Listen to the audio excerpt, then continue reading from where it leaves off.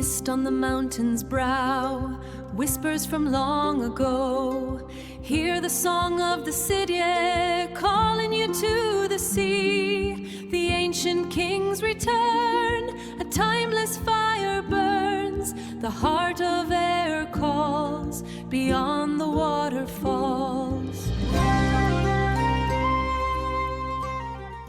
Columkill once said the good people would test us not with swords or storms, but with small chances, moments where a man shows the truth of his heart. And in Fairglass, in County Leitrim, there lived two men who proved that prophecy right. Martin O'Sullivan was born with a hump on his back, bent from the day he came into the world, but he carried his hardship lightly, a gentle soul, never bitter, never sharp, always ready with a smile. The neighbours used to say Martin's back might have been crooked, but his heart was straight as a rush. One night Martin was late on the road home. The sky was thin and pale, the wind sharp off the Shannon. When he reached the old fairy fort above Fairglass, he sat down on a flat stone to rest his bones. He felt the cold wind rise. He heard leaves rustling, though the trees around him were still. And then a fiddle, sweet as anything, playing inside the fort. When the tune finished, tiny hands clapped.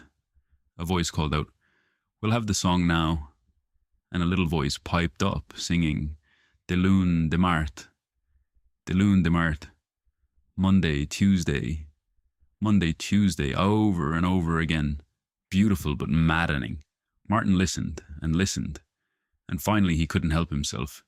He called out, "De lune, de mart, de caidin." Wednesday. The music died, the wind fell flat, and a tall man stepped out of the fort, fiddle in hand. He looked at Martin with delight. "All these years," he said, "we've been missing the rest of that song." The little people gathered around Martin, their faces bright as candles. They welcomed him in as guest of honour. Inside the fort, the light was warm and golden.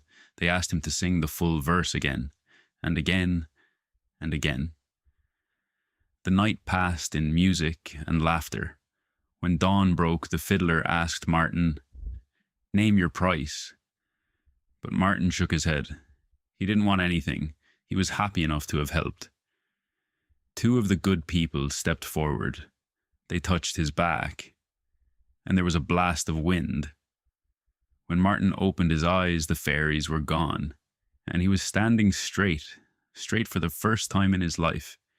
He ran home laughing like a child. His mother didn't recognize him at the door. The neighbours gathered, mouths open.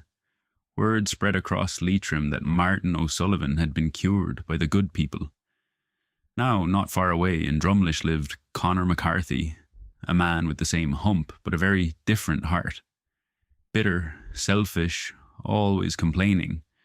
When he heard Martin's story, he coaxed the details out of him with poutine, and the very next night, Conor marched up to the fairy fort looking for his miracle.